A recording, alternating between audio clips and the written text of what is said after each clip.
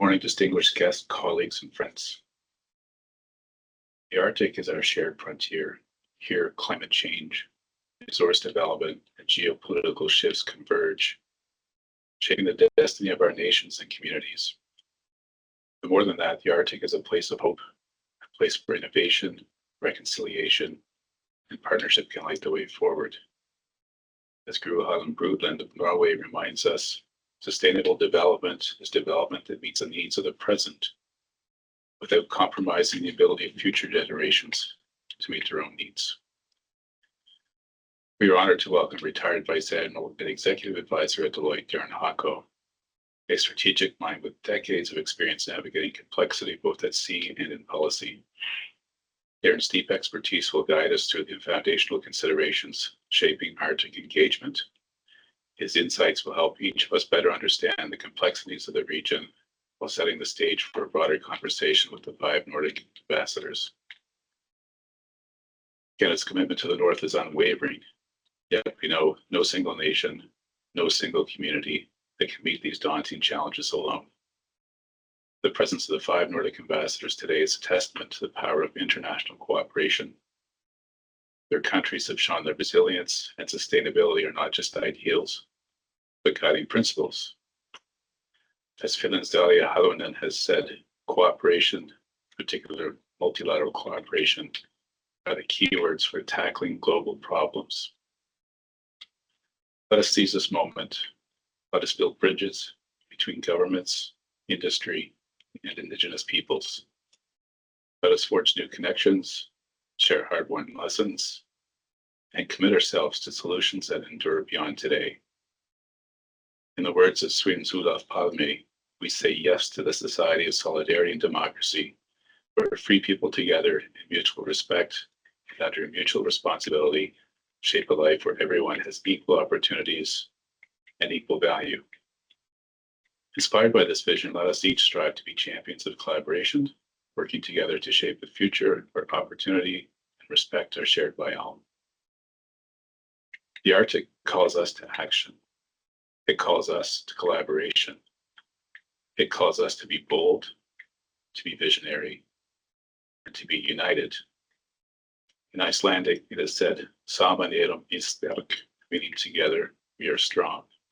Combined with the Danish saying, "Man skal hjælpe hinanden," meaning one must help each other, it sets the tone as we embark on this forum today. It's along this vein that I encourage each of you to engage fully with the insights and perspectives shared today. At McInnes Cooper, we believe in the power of relationships. This is more than a webinar, it's a forum for forging relationships.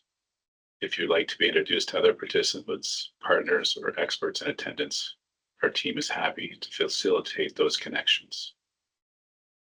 A few housekeeping notes. We will do our best to address your thoughtful questions. If we miss yours, though, we welcome follow-up. If you would like a copy of the presentation from Darren Hocko, please reach out to our team.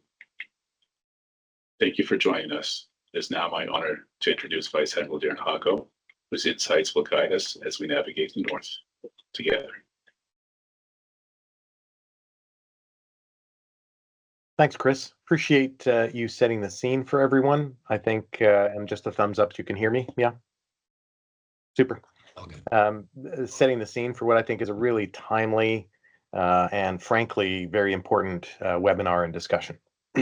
So, as Chris mentioned, this webinar will convene the 5 Nordic ambassadors and Canadian stakeholders, and we're going to explore some shared priorities, some challenges, and the evolving role of what public and private collaboration in the Arctic, the global Arctic, could look like. Next slide, please. And I like the fact that Chris said that the Arctic is a global strategic frontier. Yeah, I'm going to cover with a little bit of thought what some of the geopolitical considerations are, speak to climate change and some of those considerations, and really what the private sector and government investments and how they have the potentiality to converge in various areas for impactful growth.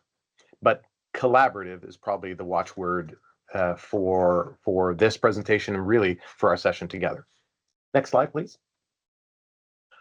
I personally, my family lived in what was then Frobisher Bay, today Iqaluit. We enjoyed the hospitality of the Inuit Nunavut. my fondest memories as a young person and the art and things that I have in my home are all from the Inuit people. So for me, and the fact that my daughter-in-law is of Ojibwa, I have a special place in my heart for Canada's approach and recognition of what reconciliation means, which is more than just acknowledgement. It really is meaningful action, sustained commitment, and genuine partnerships. So I appreciate everyone's thoughts in that vein today as well. Next slide, please. I think we appreciate that the attendees of today's webinar have a wide range of expertise and experience. Some will know the Arctic in all its colors and flavors. Others may know one particular area very well, and there may be those who are interested in what the potentiality in the region is, but don't perhaps have that deeper understanding. So it's my intent to go through a series of lenses to look at different aspects of the Arctic to put us on a somewhat of a level playing field, so that the reflections and the commentary in the panel from our experts can be even more deeply perceived and understood. Could we go to the next slide, please? I'm not going to dwell on this slide because I'm going to use this exact slide as my last slide. But what I would say is we are going to cover a wide range of things in these lenses, from the politics of the matter to a certain extent, to what the environmental considerations and the impact on food security and food chain and the like. But I will look at these lenses in a very appropriate level. I won't be bombarding with statistics and the like, and you will be well able to access the material after the fact for your own needs. You go to the next slide, please.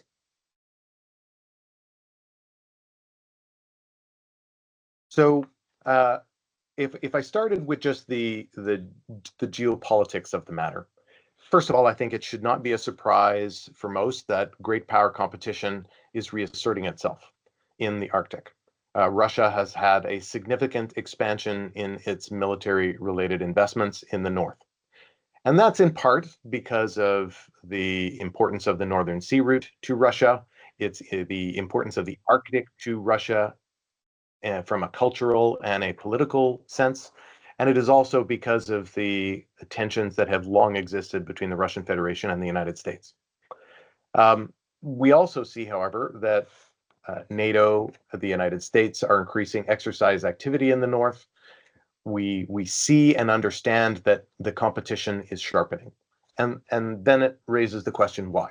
Why are there sovereignty and territorial claims? Why are there disputes through the United Nations and the United Nations Convention of the Law of the Sea in relation to Arctic seabed claims as it relates to how nations are able to exploit and access natural resources? Well, the resource competition is in part because climate change is providing an access that didn't previously exist. We will talk later through the lens of what mineral and energy resources exist in the Arctic, but that is driving attention, that understanding and the importance of those resources to national economies and to the globe is such that there's an increased interest and understanding of the value of the Arctic over time. That is leading to a certain level of security and securitization of the Arctic in relation to how countries are looking at it, how they're operating, and what they're investing in, and what they're considering to be important. I think it could be argued that we are seeing a positive trajectory in Indigenous consultation and engagement in relation to the Arctic. It is perhaps arguable it is not where it needs to be, and there is not necessarily that full, open, and consistent consultation early and over time in relation to Indigenous rights and obligations in the Arctic. But I think we're seeing the right type of engagement and trajectory. So it'll be interesting to see that as part of the conversation going forward. And then finally, the Arctic Council does represent a very important body that can have conversations, albeit outside of a security and military lens, but have conversations in relation to the Arctic, understanding that the Russian Federation's illegal invasion of Ukraine has had an implication on its ability to participate through this important forum. Next slide, please. I didn't want to do a whole bunch of slides around, the geography and the what's and the how's of the space. I thought these little teaser vignettes of, what is the tundra? What about Svalbard, the Norwegian archipelago? So as I just give you a few points to ponder, you'll have an opportunity to consume these thoughts. Every nation thinks of the Arctic, and they kind of think of it in the context of their own nation. Like Canada looks at the Arctic as over top of it. Same thing for every nation who would probably look at it. But at the same point in time, when we think about, like, for example, why is the geography relevant to the globe? Well, if you're traveling from China with goods and you're dropping into Rotterdam, well, that trip via the Panama Canal is about 11,000 miles. But if you go via the Northwest Passage, it's about 8,000 miles. You save 8 days of transit. That's 8 days of just-in-time delivery. That's 8 days less of fuel. That's all kinds of value each way. And if you go via the Northern Sea Route, it's 7,000 miles. So you save 10 days of transit approximately. So it's an extremely important waterway. Not to mention that globally, we have been flying over the Arctic as a polar route, as a main transit route for airlines for a long time. So the geography of the Arctic matters. Next slide, please. What I would say briefly, I think everyone on this call will appreciate climate change. What may be less common knowledge is the rate at which climate change is impacting the Arctic as compared to the balance of the planet. I think it's depending on where exactly you are taking your information from, the effects of climate change are occurring in the Arctic anywhere from 3 or 4 times faster than they are elsewise. What that means is you're having more access, you're having less consistent deep ice, you're having more shore access. It is creating the opportunity to access mineral and energy in a way that didn't previously exist. However, it is creating concerns around coastal erosion, the impact on Indigenous peoples as a function of food security and their access to natural wildlife.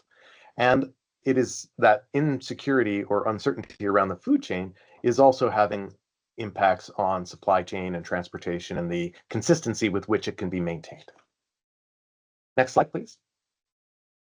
If we just pause for a second and think about the Arctic just from a food chain point of view, I think it would be a useful analogy to think of the Arctic food chain as more like a ladder, while the Amazon rainforest, in contrast, is more like a complex branching tree.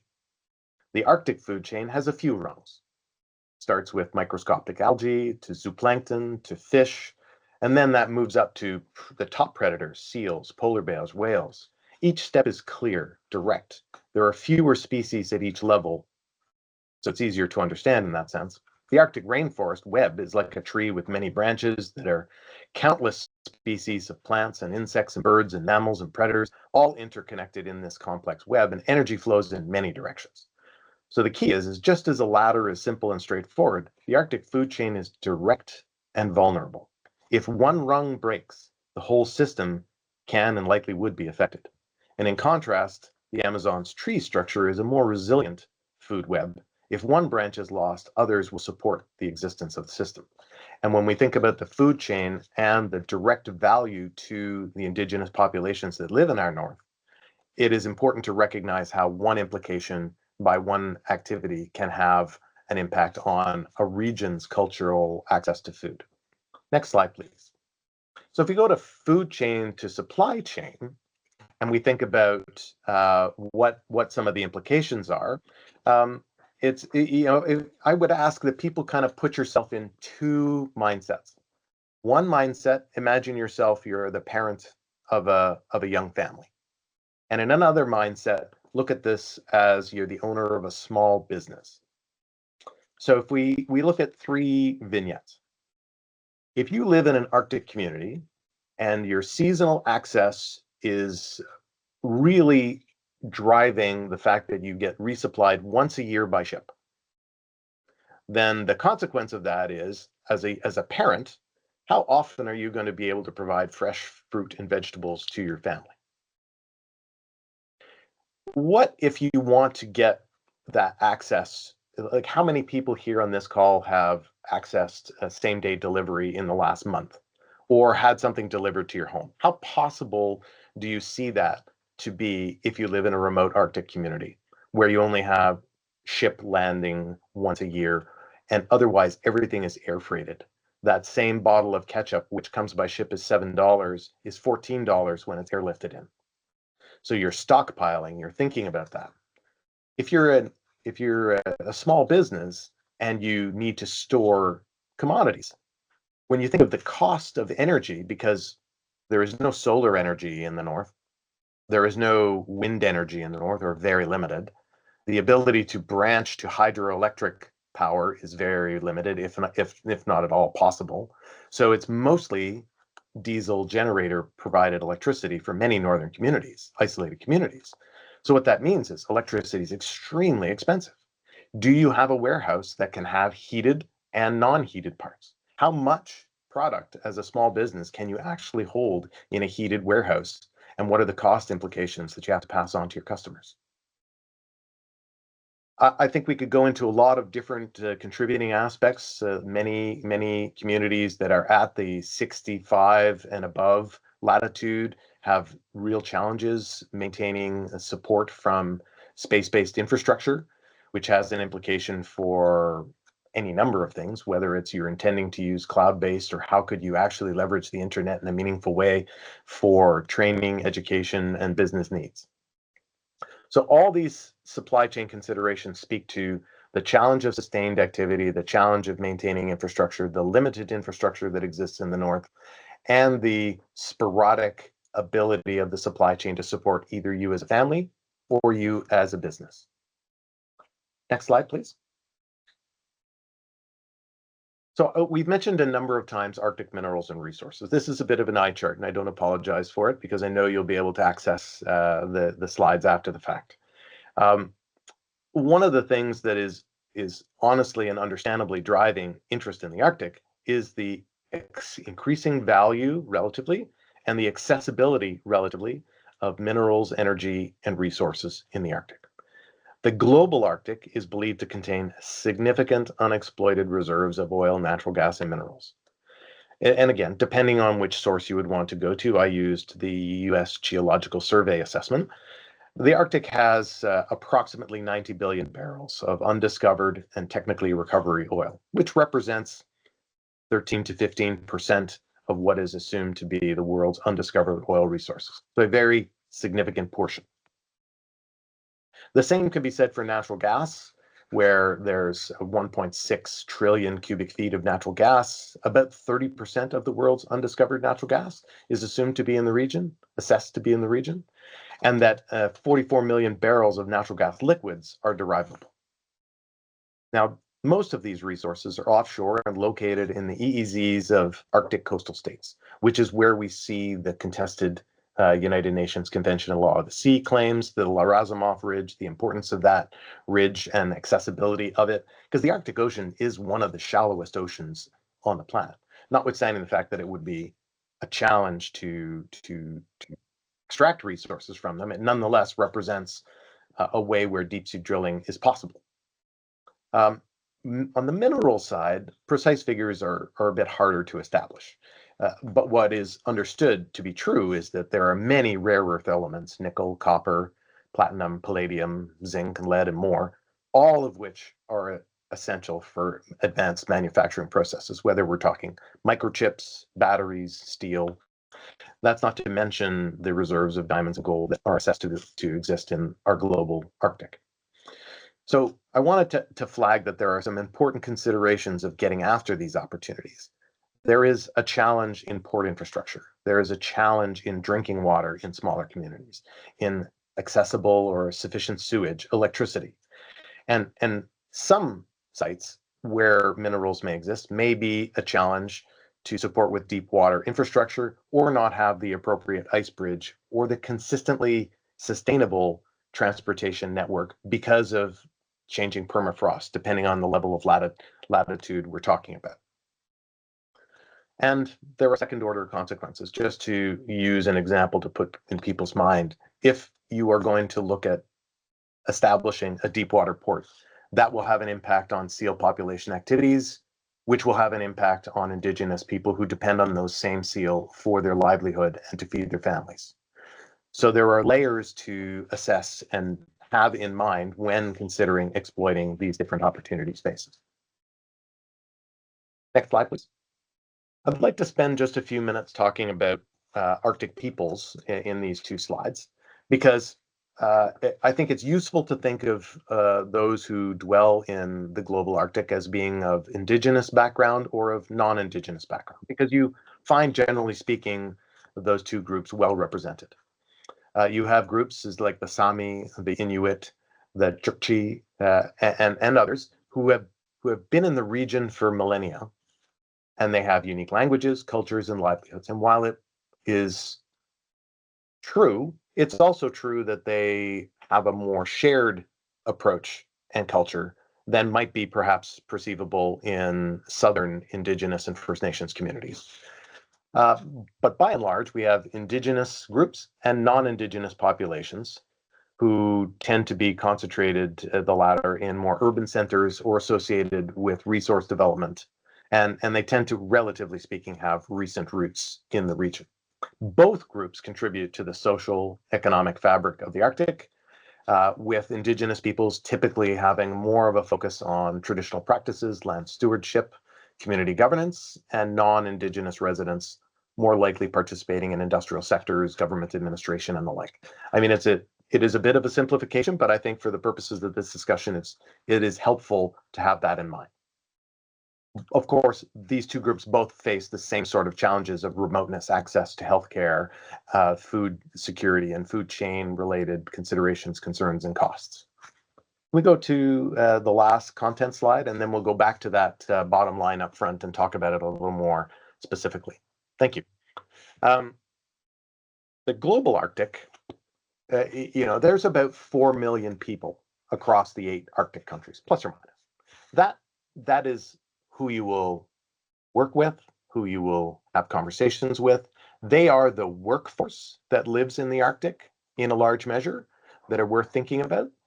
And as I mentioned, there are Indigenous and non-Indigenous populations that live in the north. And while we have clearly trends of urbanization globally, and that's the same in the Arctic, aging populations, that's the same in the Arctic, we also see youth migration from remote communities to more urban centers in the Arctic. And it's interesting that there is a gender imbalance relative to other places on the globe, partly because the influx of humans that are doing work in relation to resource extraction or other tend to be male. And that creates this imbalance, which is a factor that needs to be considered.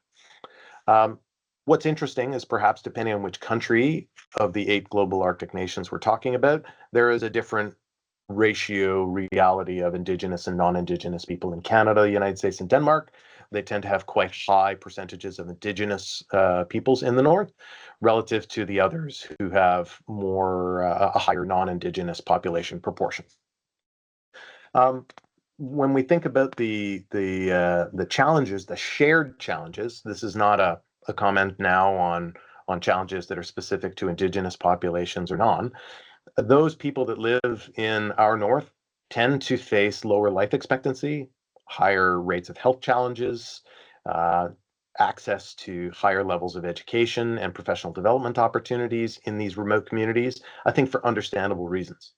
So when thinking about the workforce and the population that you will be supporting, engaging, sharing wealth with, creating wealth alongside, these are factors to be brought in mind.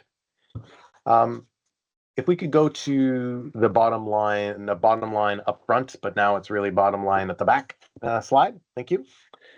What I would finish with here is it's a globally important strategic region. It is a maritime trade route increasingly, and it will be more so over time. It has, as a region, significant energy and mineral deposits. And because it's becoming increasingly accessible, that means that its importance geostrategically is gaining. That said, it is a relatively fragile region from a food chain point of view, from a population point of view, from a food security point of view. It has short operational seasons. where you can only, for specific months, for the foreseeable number of years, have access, which complicates infrastructure and building and others. And these come with concomitant supply chain operating costs and challenges.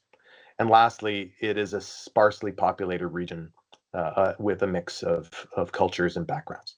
So that leads to, and I won't spend time on this because I know we're pretty much at time for transition.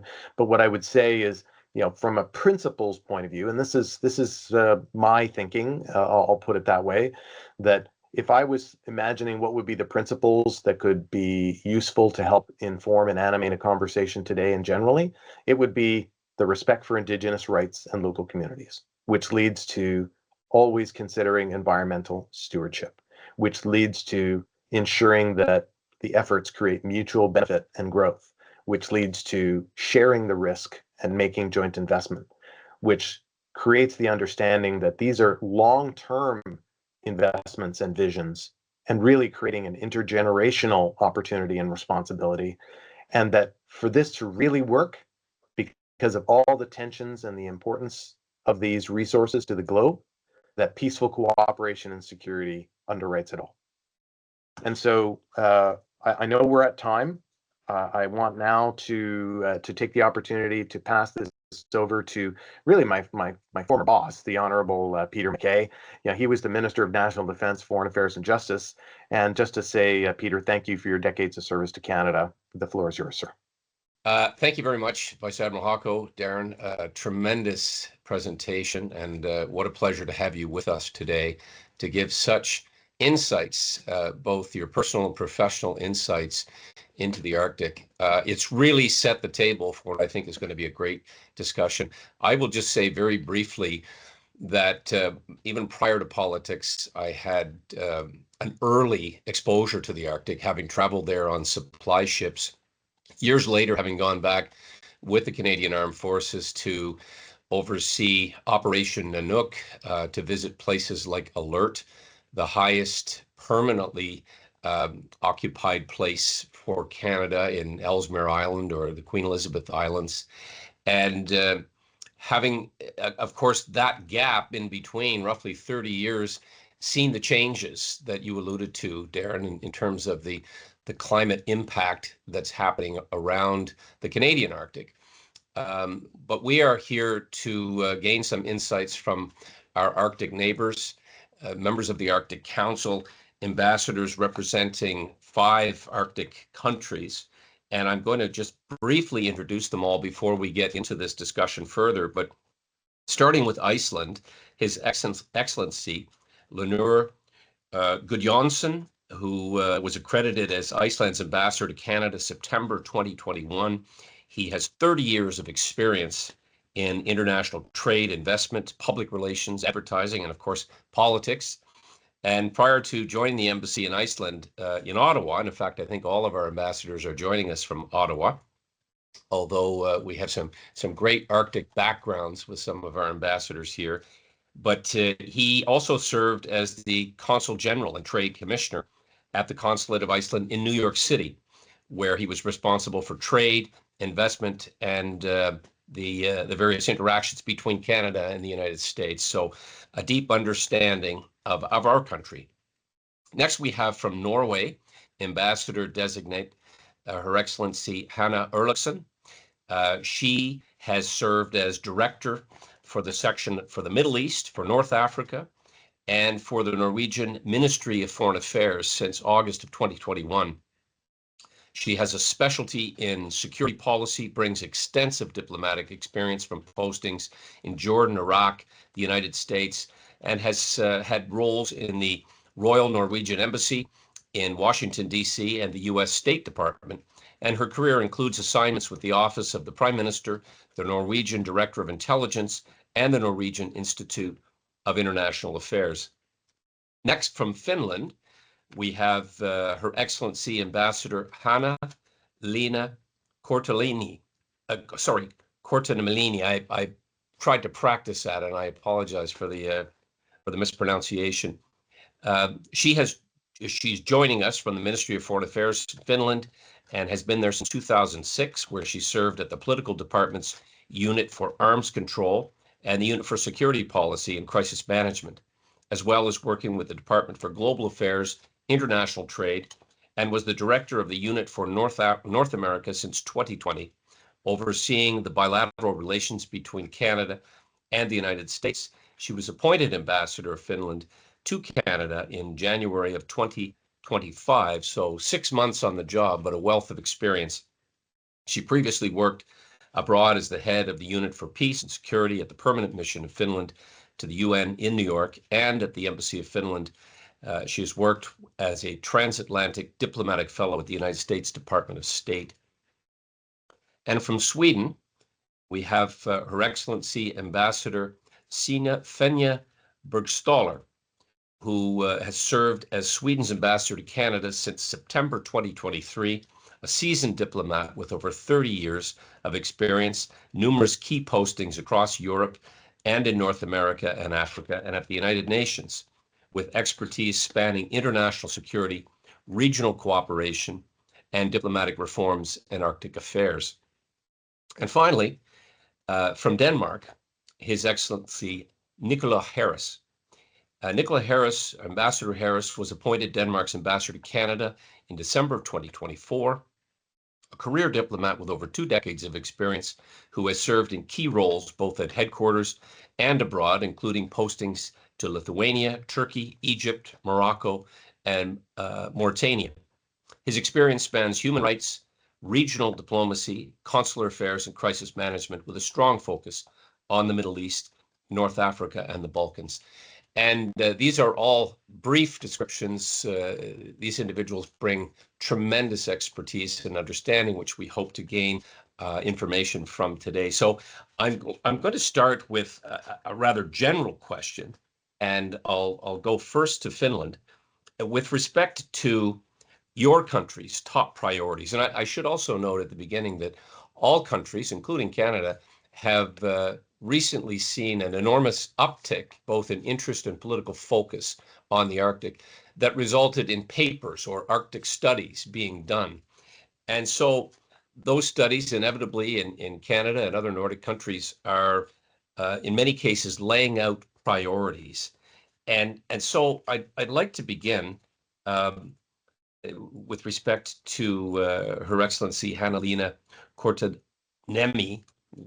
What are the priorities that came out of that study with respect to the Arctic? And I expect, and I'll preempt your answer, but I expect that they have very much been informed by many of the issues and the changes in geopolitics that Darren Hocko just outlined.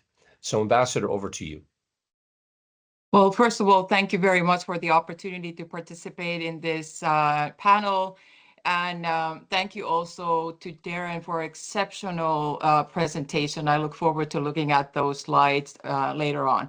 I want to start by stating our unwavering commitment to the Arctic. Arctic used to be a faraway and remote and unknown place, but that's not the case any longer. That's the place to be. There is a lot of interest gearing towards our motivations towards the Arctic, being it natural resources, climate, geopolitics, as has been said, but also business opportunities. So what unites us is that these motivations is that exactly the fact that it's the base place to be. There is bona fide cooperation and interest that is a positive development. But also there are some challenges that require also broad-based international cooperation. And that's something that where us, the Arctic countries come into play. And it's important that the Arctic states have a say, call the shots, so to speak. The Arctic governance is our business. But it also comes with a lot of responsibilities, and so for us, Finland strives for very the stable and peaceful Arctic, but also we see a lot of possibilities in the region. So you've referred to our Arctic strategy that was launched in it was approved in 21, and I would say that not a lot has changed since. The priorities are really the same right now. So we focused on climate change mitigation and adaptation, people, very important thing. Darren also referred to this. But also Arctic experience, the livelihoods and leading edge research and science that is done in the region, but also infrastructure and logistics that was also mentioned by Darren. So I know that all of this resonates with Canada, and that's why we're natural partners, allies. You know that we talk from the same speaking points and sing the same songs. But I want to also mention that while the world has changed, these goals remain. But at the same time, the geopolitical environment has decisively changed. And of course, the tensions have risen. And of course, our membership to NATO, us and the Sweden joining NATO really changed also the scene. And questions related to security policy have really been are now at the forefront. And we would, with Finland and Sweden a part of the NATO now, we think that the Baltic Sea and the Arctic area form a unified geostrategic area in the north.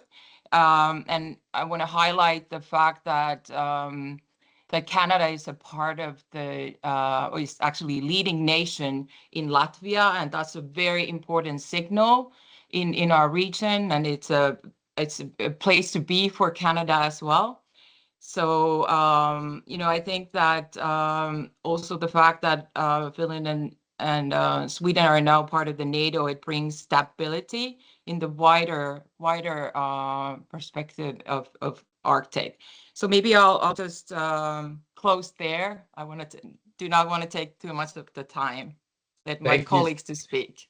Thank you so much, Ambassador Korteniemi, and I'm going to give the floor to Ambassador Gudjonsson from Iceland, who are sort of in our neighborhood in Atlantic Canada, or at least we see it that way. We now have direct flights to Reykjavik.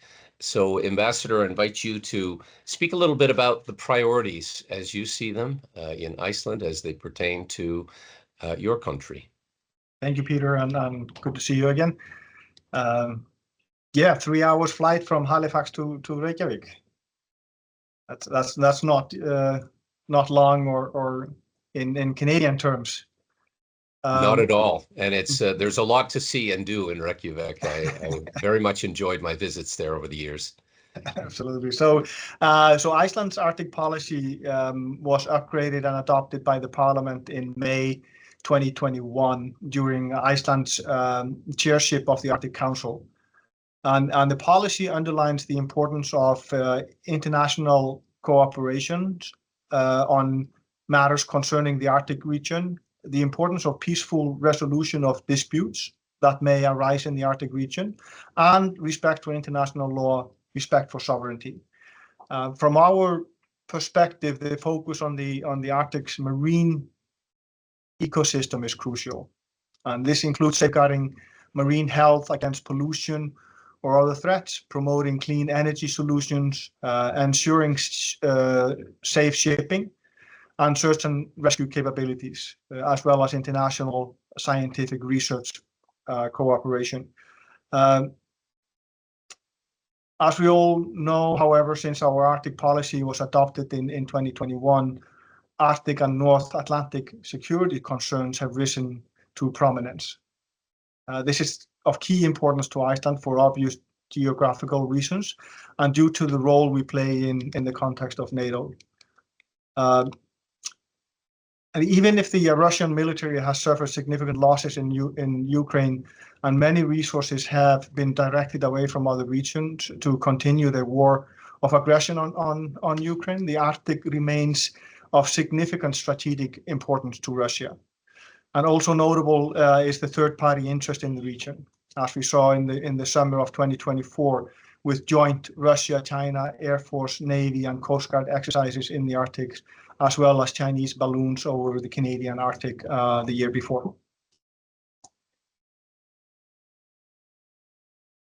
Thank you very much, Ambassador. And it's interesting now. We've had several references to the NATO partnership, but also, of course, the Arctic Council specific to today's discussion. And I think I can speak on behalf of many to say how delighted we were to see Finland and Sweden join the alliance, and the significant know-how and military prowess that they bring to this great North Atlantic Treaty Organization. I'm going to go next, of course, to Norway and Ambassador-designate Erlichsen. Perhaps you could speak a little bit about your country's priorities as they pertain to the Arctic, and would be delighted to hear from you. The floor is yours. Thank you very much, Mr. McKay, and thank you also to McInnes Cooper for this the invitation to this timely event. We actually just launched our High North strategy this August in Kirkenes. And I just wanted to start by saying that I actually grew up in the Arctic myself. I grew up in the city of Harstad, which is at 68 degrees north. It's the same latitude as Inuvik.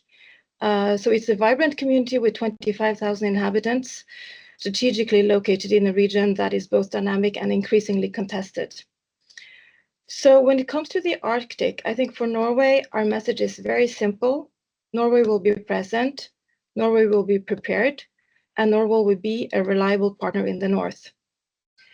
I also think it's important to say that operating or defining the High North policy is not only about defense. It is about people, and this is clearly outlined in our strategy. We need to create strong Arctic societies. 9% of Norway's population, 500,000 people, live actually across the Arctic above the Arctic Circle. And this is, in Norway, this in comparison to Canada, this is a modern, thriving part of our country. When it comes to our priorities, I think the priorities of Norway is clear. It is about protecting our security and territorial integrity. Norway is an Arctic nation, and our history and culture defines us, and it's inseparable from our geography.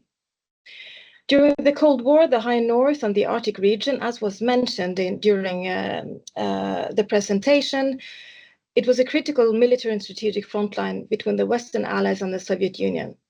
And after the Cold War, we came into this period of détente, where we in Norway summarized this by High North, low tension. This was a slogan that also was embodied by the Arctic Council. And unfortunately, that's not longer the case the way we see it. With Russia's war of aggression against Ukraine, European security has been upended once again, and the Arctic has returned to the forefront of international concern. So I think it's important to have these two thoughts in mind. It's changing environment, but it has a lot of opportunities. It's a region which is rich on resources. And in Norway, as I mentioned, it's not a remote area. The waters are ice-free. 9% of our population live in the Arctic, and it's also where we actually experience that the climate change are the most severe. We see that in Svalbard, we see that in northern Norway, that the environment is practically changing before our eyes. And we need to have thinking about how we protect our infrastructure and how we protect our societies in that regard. So this is one of the reasons why the Norwegian government, we actually had elections yesterday, and we have a new Labour government that is in power now for the next 4 years. It's a continuation of our current government under Prime Minister Jonas Gahr Støre. And the government launched its High North strategy last August. And the key there is really to build vibrant communities where people want to live and where people want to thrive. And the second priority, of course, is to strengthen our national security and preparedness. So I think I'll stop there, and then I'll look forward to answering further questions later on. Thank you. Thank you so much, Ambassador Erlichsen. And it's nice to hear your personal reflections, and the passion comes out in your presentation when you speak of the North. We're going to hear next from our ambassador, Bergstaller from Sweden. And I have to say, and I couldn't get through this presentation without making a hockey reference. We've increasingly seen challenges when we play Nordic teams in terms of the professionalism and the skill level.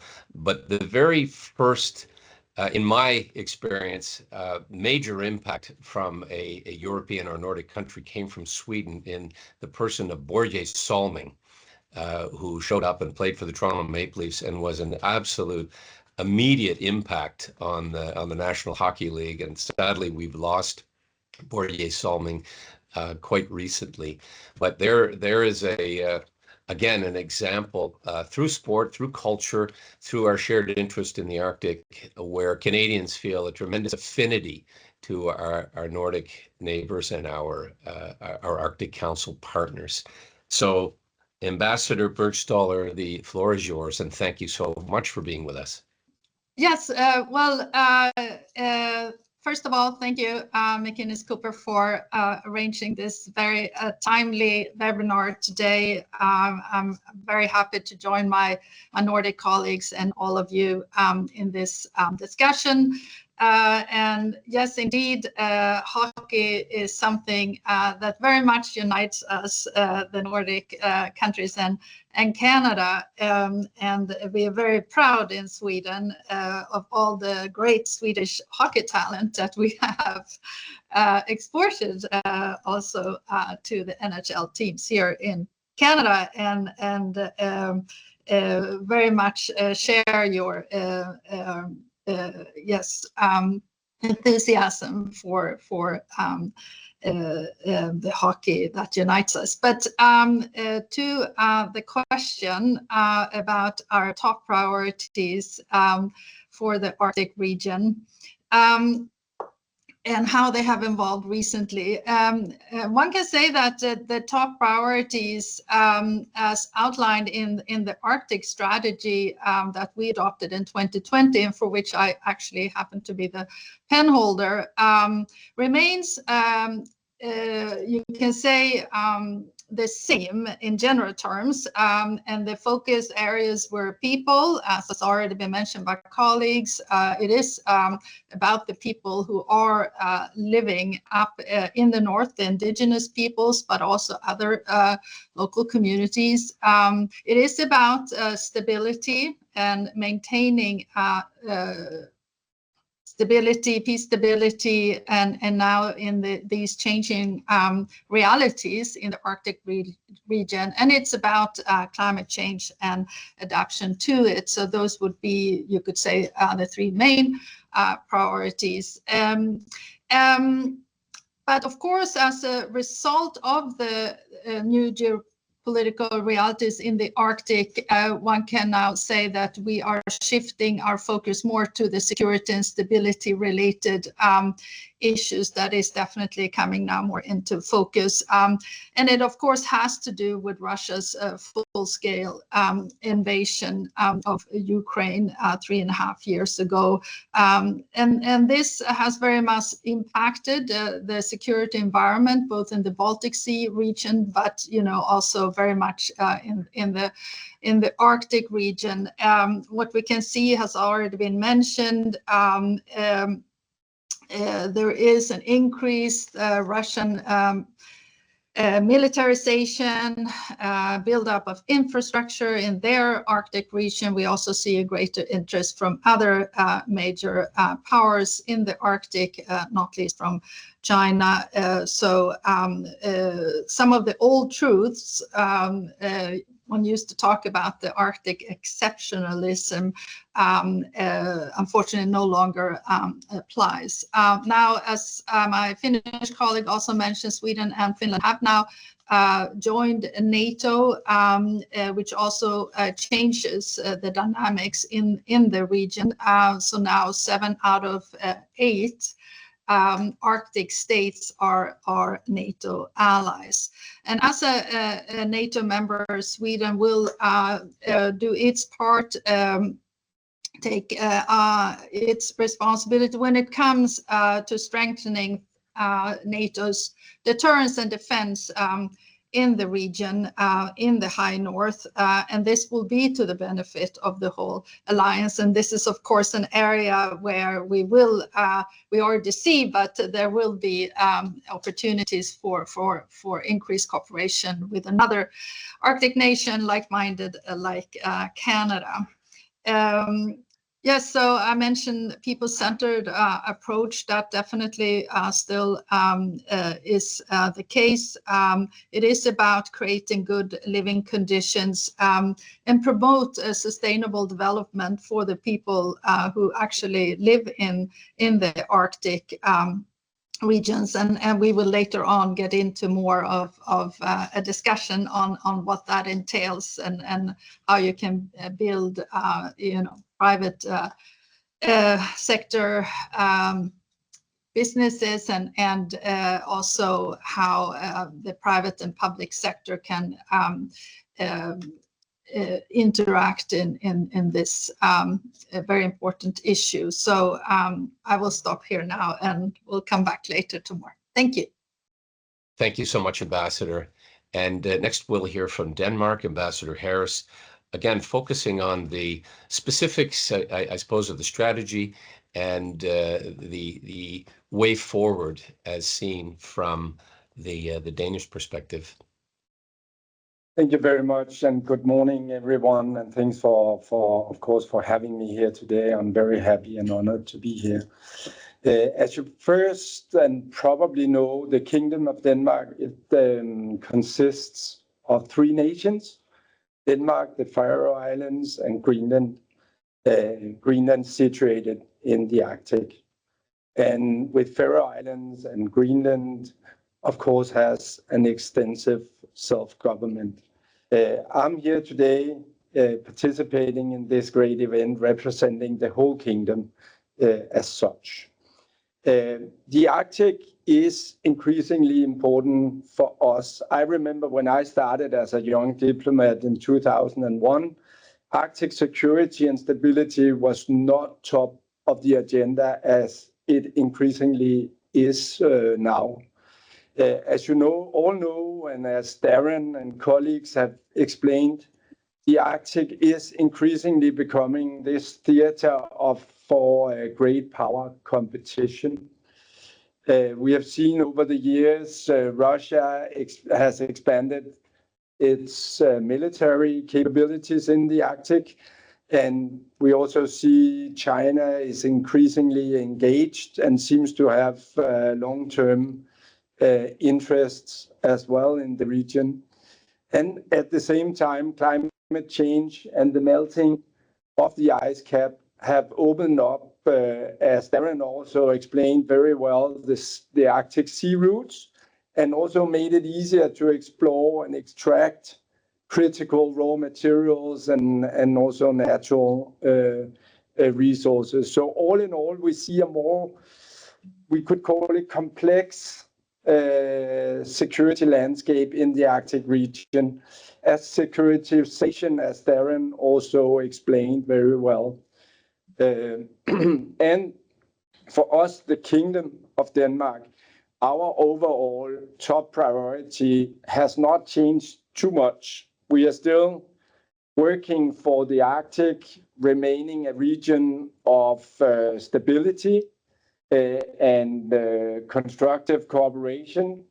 And as you also know, we took over the presidency or the chair of the Arctic Council from 2025 to 7, with Greenland in the lead, where we have 5 thematic priorities that I would just briefly touch upon. The first is indigenous peoples and communities, and including here enhancing inclusion, healthcare, mental health, youth engagement, gender equality, and indigenous knowledge. I think Darren mentioned this as an important area, and also Norwegian colleague and Swedish colleague spoke to this very well. The second priority is sustainable economic development and energy transition. These are two very important topics for the kingdom and has been always to promote inclusive community-led blue economy initiatives and also energy solutions. We can touch upon that in more detail later. And then oceans as a third thematic priority. Icelandic colleagues mentioned this as well as a very important area, focusing on marine environment monitoring, but also shipping safety and pollution. A fourth sort of priority would be climate change and addressing this rapid warming, as we have also discussed. Darren mentioned this as well as a very important topic. And the last topic is biodiversity, strengthening Arctic biodiversity monitoring, invasive species management, and data sharing, and so on. So this is, of course, a very ambitious agenda, I know, but nevertheless, very important topics. I want to mention before I let other colleagues speak that another top priority for the kingdom is, of course, security. It is very great that the Swedish and Finnish colleagues and Sweden and Finland joined NATO. And I very much also agree with Swedish colleagues that the dynamic has changed in the region. And the new situation has made it clear to us in the kingdom that we must take more responsibility for our own defense. So that is a top priority, and we are stepping up and investing and acquiring also new capability to respond to the new situation here also. Thank you very much, Ambassador Harris. And I think in addition to the similarities and commonalities I'm seeing emerging around priorities, there is a common theme around sort of the menacing presence, both historically and more recently coming from Russia. And it's easy for many Canadians to forget, but Russia is also our neighbor and also, although suspended, a member of the Arctic Council. And we have seen a lot of activity happening in the Arctic. And I dare say, and this is my own opinion, that were it not for the illegal invasion of Ukraine, the activities of Russia would be even more significant and more present in the Arctic. I'm going to come back to you, Ambassador Harris, with sort of a quick lightning round in terms of within the priorities that all of you have set out. What are the areas in which you view, or your country views, Canada as potentially being a more involved partner with deeper collaboration? There's been, again, a number of themes: infrastructure, energy, environment, governance, the military in particular. We've had military exchanges and opportunities to participate in unison in various missions, including in Afghanistan. But what would you highlight perhaps as an area where Canada and your country could engage in an even more significant way? Was that question posed for me? Yes, I'm going to give the floor back to you. I'm sorry. Yes, Ambassador Harris. Thank you very much. As I said, the Kingdom and Canada are neighbors in the north. Greenland and Nunavut share a land border on Hans Island, Tartupaluk. And we also share the world's longest maritime border. So being such close neighbors, Canada is a crucial partner for the kingdom in general, but not least in our shared neighborhood, the Arctic. And I see, to be very honest, opportunities for cooperation in many areas. Firstly, on trade, I believe that we can do more to increase the economic exchange between the Arctic, Canada, and Greenland, and of course between Faroe Islands and Denmark and Canada. the recent flight connection. You mentioned a flight connection also from Iceland, but we also have a flight connection between Iqaluit and Nuuk, Greenland. Yes. Is a very important facilitator for cooperation, also on trade. And earlier this year, and I can see it actually with Danish companies, because earlier this year we had the biggest trade delegation from mainly Greenland participating in the yearly PDAC, the big mining exhibition in Toronto in January. And I had the chance to talk to a representative from Danish companies, and they are interested in doing more, especially in the Arctic Canada. Another area is, of course, energy transition solutions. I spoke to that before. In Greenland, they have more or less the same conditions as you find in some areas in Arctic Canada. And they have some solutions that you might be interested in learning from each other on that. And then, of course, the last I would mention here, I could go on, but the last would be defense collaboration, including in areas such as surveillance, because we are both responsible for vast areas that are sparsely populated. So if we can help each other on this, it would be a win-win situation. That's terrific, and I'm delighted that we were able to get past the dispute around Hans Island and finally put that to rest. I'm going to come back to you, Ambassador Gudjonsson, from an Iceland perspective. What would you highlight as an area of deeper cooperation between Canada and Iceland? As my Danish colleague was mentioning, I mean, some of those, the security, etc., are kind of what we are constantly talking about and is being highlighted in most conversations and dialogues. I would maybe start with something that is, because you have those long-term economic development goals focusing on mining and some other industries. But I would like to mention something that is there today and could actually grow significantly in the north, and specifically in the Canadian north, which is fisheries. And I think there's an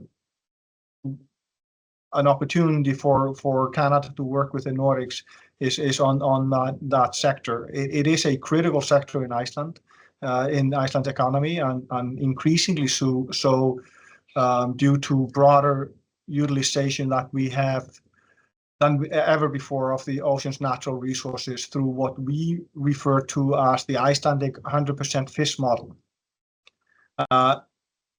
When we in the north have harvested seafood from the Arctic waters, from seals to Arctic char to cod for hundreds of years, thousands of years, it's been our mainstay. And in terms of practical opportunities, we see a real potential for greater collaboration around this model between Icelandic specialists and stakeholders in Canada and northern communities.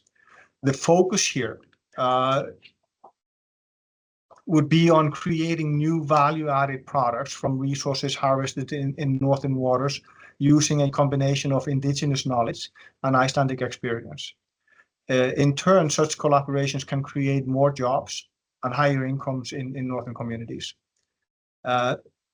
Similarly, we have many communities in the north that have secure access to fishing quotas, but they do not always own their own vessels. And our experience shows that ownership can mean being able to best leverage resources for the benefit of one's community. Iceland and northern Canada, we already have a long history of cooperation in this regard. For example, Kikitalik Fisheries, corporation's first trawler was purchased in the year 2000, and it was 100% financed by an Icelandic bank.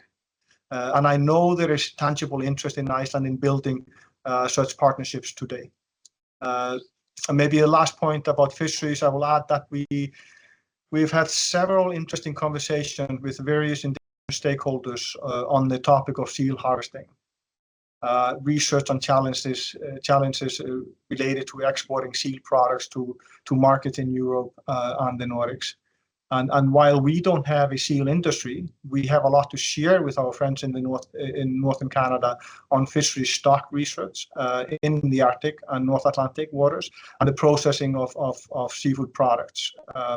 And we therefore see a potential for collaboration in working with Canadian stakeholders and those from the Arctic and Baltic states to generally knowledge and work towards sustainable new commercial fisheries that can benefit our northern communities in the future. There are a few other things that we could mention, shipping and logistics, but I will move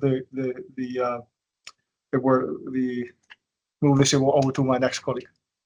That's a very interesting discussion around privatization and the partnerships with Indigenous. But Ambassador Erlichsen, if you would speak a little bit to areas where Canada might be able to do more with Norway in energy, environment, or whatever you see fit. Thank you. I think a lot of the most important issues has been already touched upon by my Danish and Finnish and Icelandic colleagues. Sorry. But I just wanted to get back to this point about strategic importance, that for Norway, of course, our northern border and NATO's frontier is, of course, the most essential part. And that's where also Canada plays a very important role for Norway.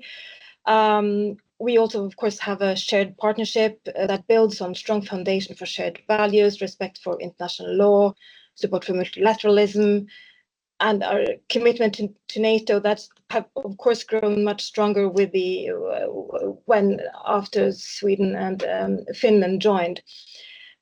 Secondly, I wanted to, or just on that, I wanted to also mention that we just announced last week that we have chosen the United Kingdom as our partner in acquiring new frigates, and that's part of that defense picture that we see up north, acquiring strategic capabilities for the North Atlantic. And we're of course also very happy that Canada has chosen to shortlist the German-Norwegian submarine program.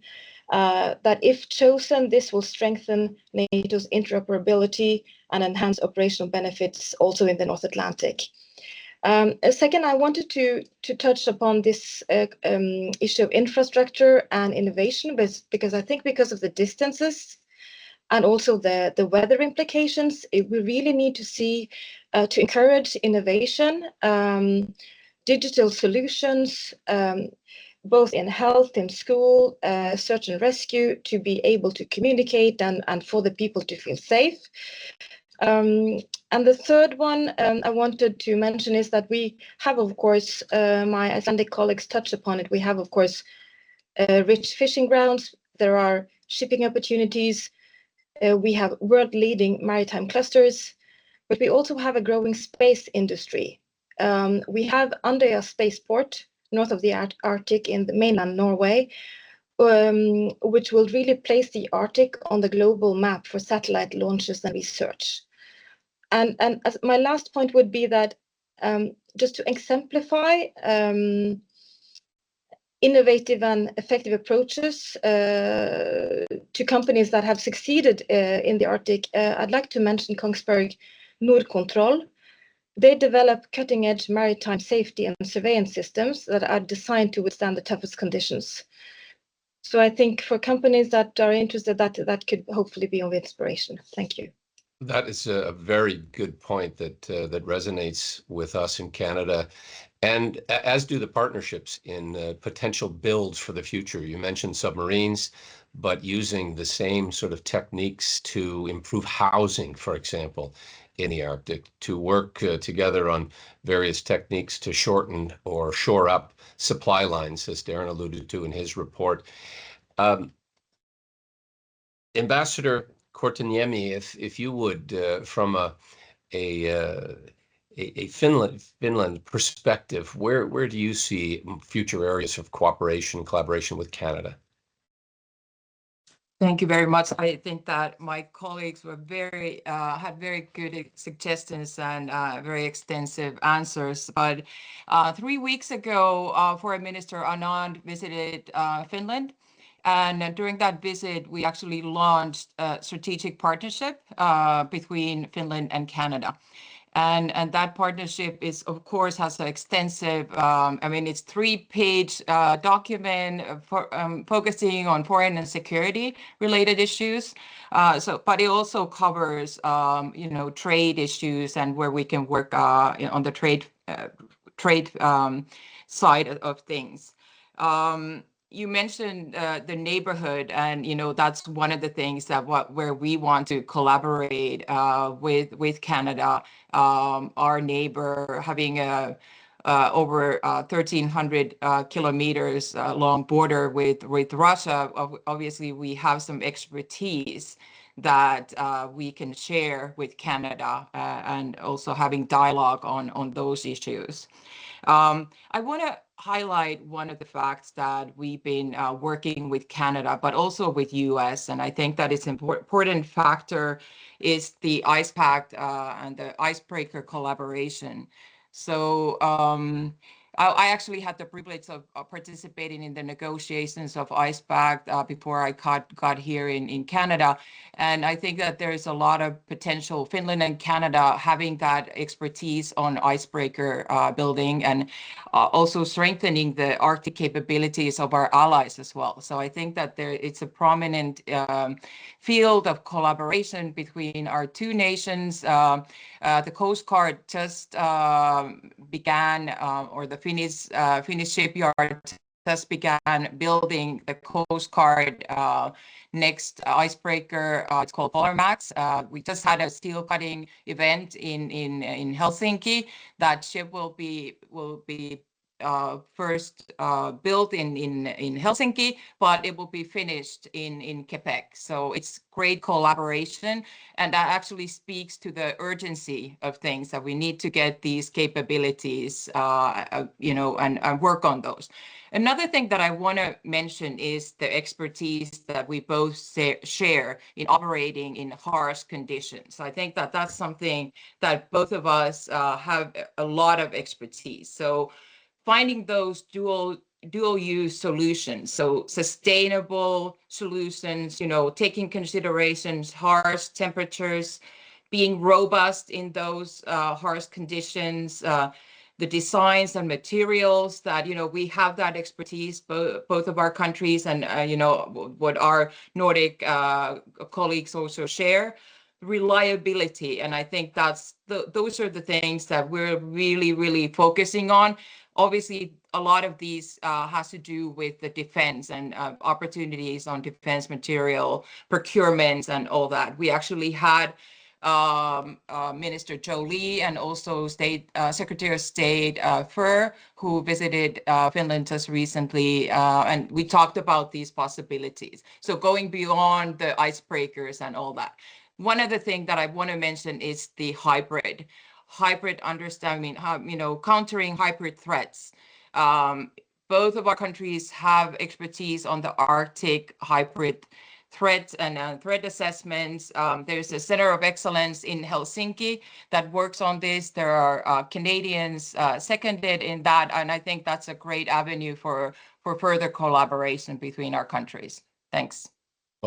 Well, I'm very much looking forward to attending the Helsinki Forum, and I know many of the same subjects will be discussed. The ability to live and operate and permanently have a presence in the Arctic, much of that knowledge does come from indigenous people. We found the remnants of the Franklin expedition. If we had listened closely to the indigenous people, we would have found it much sooner. And on the shipbuilding that's happening, it's a very active industry now in Canada at 3 or more shipyards across the country. But another country that we haven't touched on yet is China, who are also building icebreakers and aircraft carriers, and casting their eye as a near Arctic neighbor, which I know I've been to Beijing. There's no ice in their harbors. I'm interested to see how aggressively they're going to pursue that.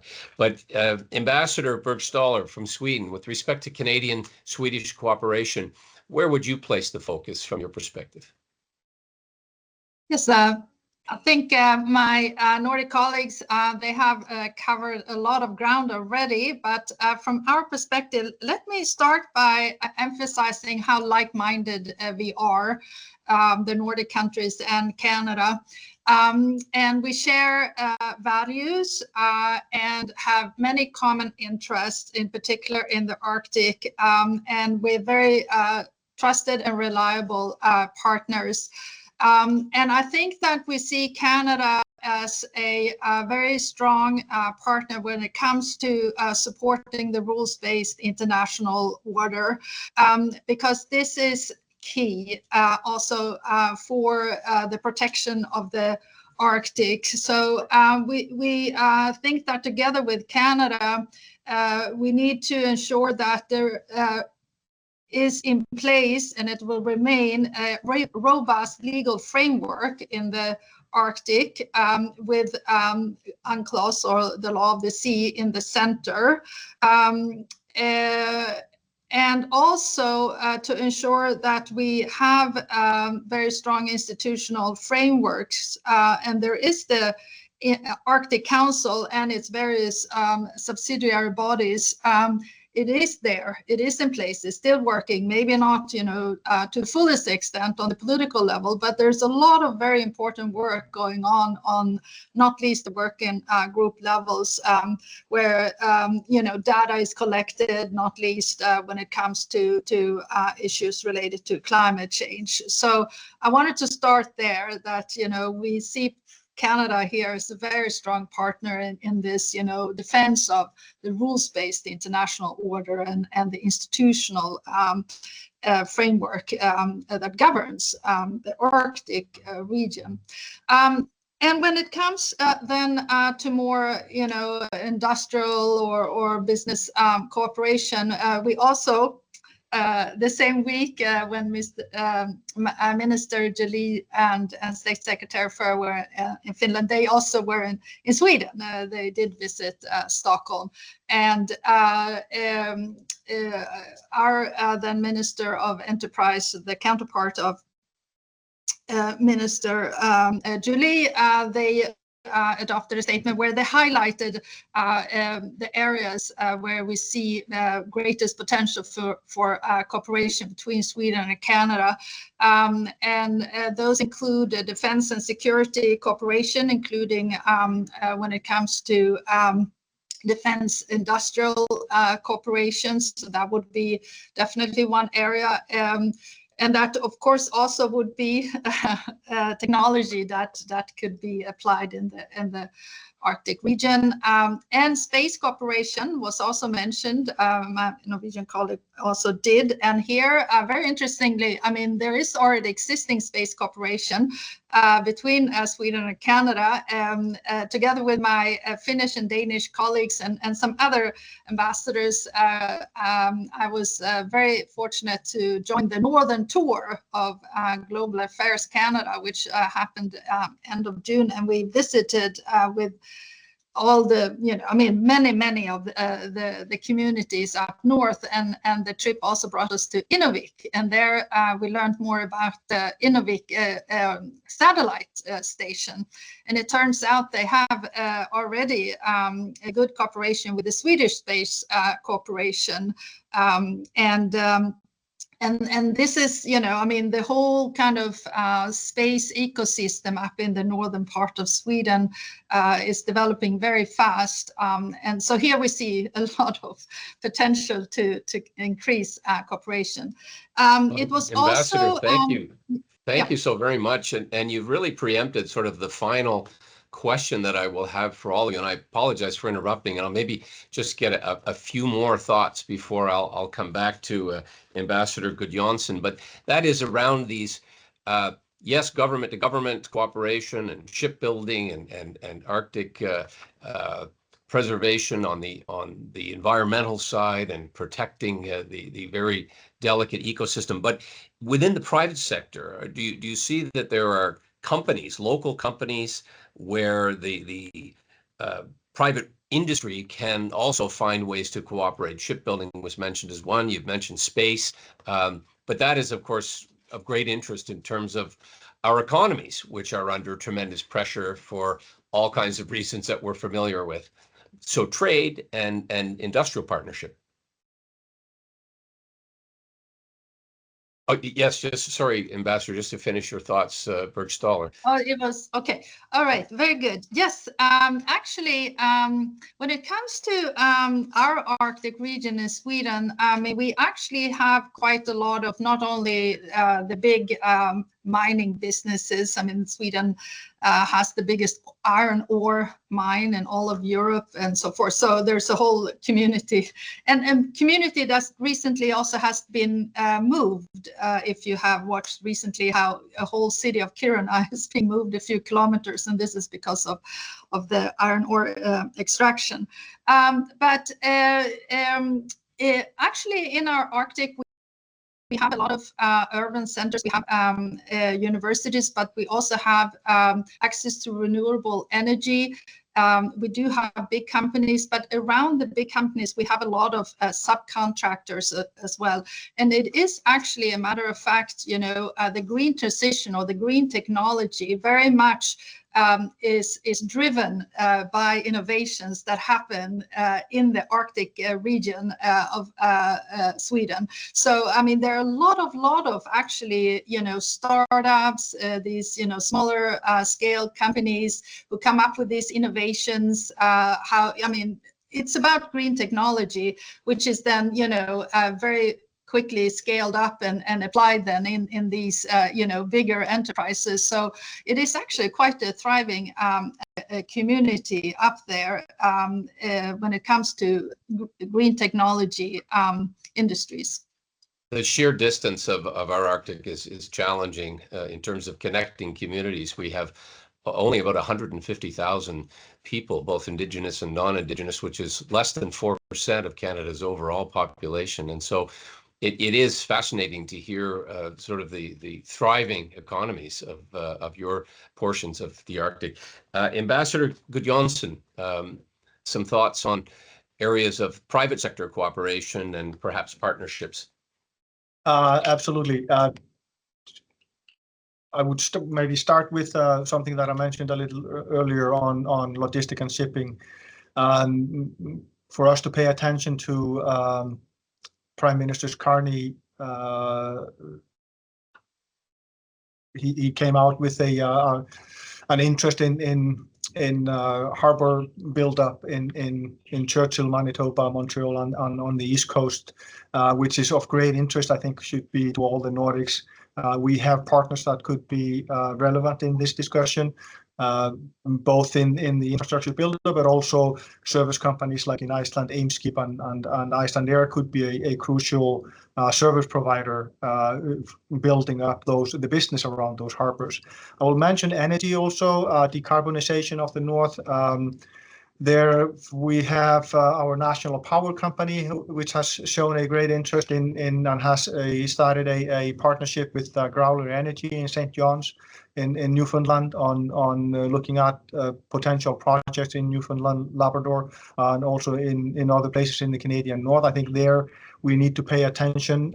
My colleague mentioned also on the logistics side from Denmark, the link between Nuuk and Iqaluit. As soon as that was, for example, put up, we started looking into how can we work on our supply line to Nuuk from Iceland to service Nunavut through that link, because that trade on that side will potentially give that link between Iqaluit and Nuuk an extended life.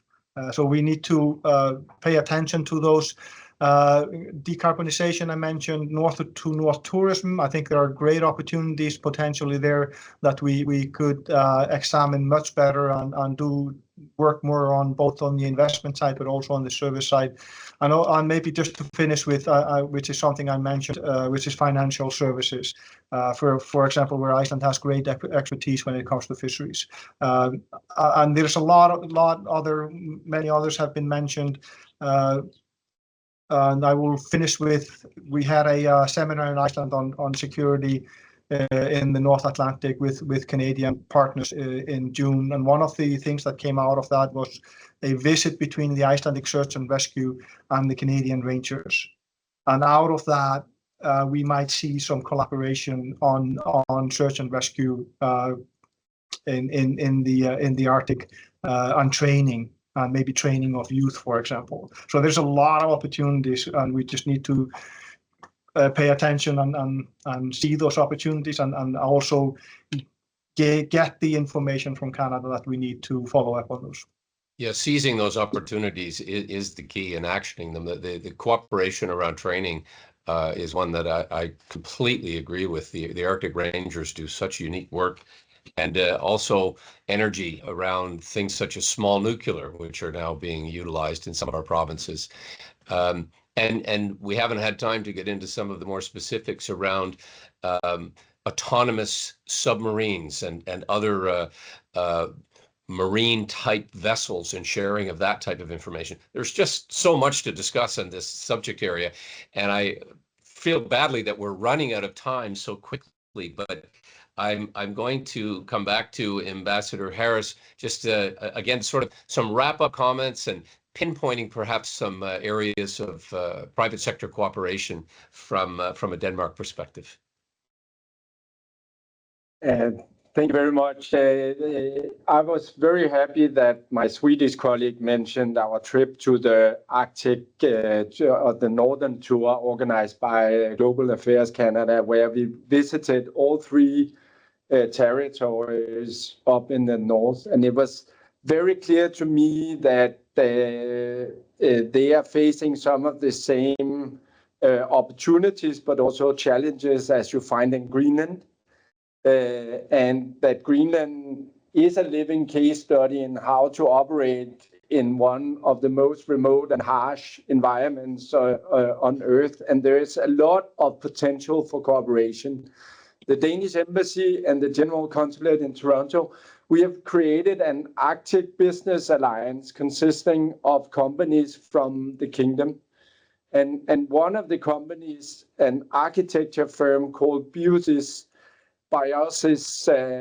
they have offices in Copenhagen, Nuuk, and Stockholm. And they have, over the past couple of years, designed several residential projects in Nunavut, but also in Newfoundland, Labrador, because they have knowledge on how to build under these difficult circumstances with melting of the permafrost and so on and so forth. And they have a great sort of success in designing also here in Canadian North. And then we also have a concrete example of a Greenlandic telecom company called Chusas. And they are also very engaged with Canada also, and where they can learn from your experience in Canada, but also bring some of the experience that they have in Greenland to Canada. So I just wanted to mention that dual use of defense investments is crucial, because now you will see in Canada, and we see it in Denmark, that we beef up our investments in the defense side. And that is also in infrastructure, airports, ports, and so on. And these can coexist with public sort of requirements also. And building airports and ports for single use is not efficient. So I think that we can make use of the investments going into the defense also for sort of non-defense purposes, civil purposes. That's tremendous and so true, highlighting the potential for cooperation and dual or multi-use in terms of both security and other applications. Ambassador Ulriksson, a final word to you, and then we will hear from Finland just to wrap it up. We're getting sadly near to the end of this session, but we may have to do it again. Thank you, Mr. McKay. I think I just touched upon some of it, but I just wanted to mention three key areas, potential for industrial opportunities in the Arctic, and that's defense, of course, space and digital infrastructure, and the energy sector that has been touched upon. I mean, both traditional and renewable. CCS, of course, and then in terms of companies, I mentioned Kongsberg, Nordcontrol, also Equinor are other companies that you could look to be inspired. That has, extensive experience, I would say, working offshore and in Arctic conditions. Thank you. Thank you so much. And final word to you, Ambassador Korteniemi of Finland. Just a final thought in terms of where you would like to see Canada and Finland engage further. Thanks a lot. So a lot has already said, but I think that green transition, sustainable mining, there's a lot of Canadian investments in Finland to be frank, and also on the clean tech machinery is something also important. I want to highlight the Nokia that connects people. It's one of the solutions also on the connectivity side. I was also part of, as Signet was saying about the Northern Tour. I think that was something that I got some reflections on, that the connectivity is a very crucial thing, and not only for the locals but also in a security wise. So I think that that's something that I will be looking at. Also, the ports were mentioned. We have some solutions on that. As a final thought, I really want to give kudos to Global Affairs of Canada for arranging a wonderful trip to the north. I think that it kind of expanded our understanding and knowledge of the Arctic, and we're in a much better position to work and find those solutions that we can, expand our relationships. And I was born above the Arctic Circle, so it was almost like going home. And I was able to also take a swim at the Arctic Ocean. So that was a really wonderful opportunity to be up there. That's a very courageous step to get into the Arctic water. I want to just now wrap up with our sincere thanks and gratitude to all the participants, all of our ambassadors, Darren Hocko, of course, our technical support, and I'm going to give the floor for a final word to Derek, who's joining us from another island, a famous Canadian island, Prince Edward Island, our province. So thank you all so much. I look forward to seeing you again soon. Thank you, Derek. Honorable Kay, for moderating today. I'd like to take this time to thank our honored guests for their time and perspective today. Your insights have brought great value, showing the path forward it's not paved by any one group or nation, but by a collective will of many. I wish to extend our sincerest thank yous to all in attendance. It is your presence and engagement which brings value to this informed discussion, reminding us meaningful progress is to happen only when we collaborate with purpose and shared commitment. Today's dialogue, whether the comprehensive overview of the Arctic by Darren Hackow or the shared insights on the ambassadors panel, reaffirm collaboration is not a choice, it's a necessity. Through strategic partnerships, Indigenous engagement, cross-sector innovation, the solutions we seek must be built together with urgent manner. The insights shared today have illuminated the challenges we face, but more importantly, they have revealed the opportunities which lie within our grasp. As we close, let us carry forward the spirit of cooperation which has defined this forum. Let us continue to build bridges between governments, industries, and communities. Let us turn dialogue into action, ideas into partnership, and shared purpose into lasting impact. The Arctic demands bold thinking and a united effort. Together, we can shape a future which is resilient, inclusive, and driven by collaboration. I reiterate Chris Borden's point. McKinnis Cooper believes relationships are the foundation of progress. If you would like to connect with others who have been in attendance today, our team is here to facilitate. Thank you again for your time, your insights, and your thoughtful questions. We look forward to continuing this journey with you. Thank you. Take care, everyone. Thank you. Thank you very much. Thank you very much. Thank you so much.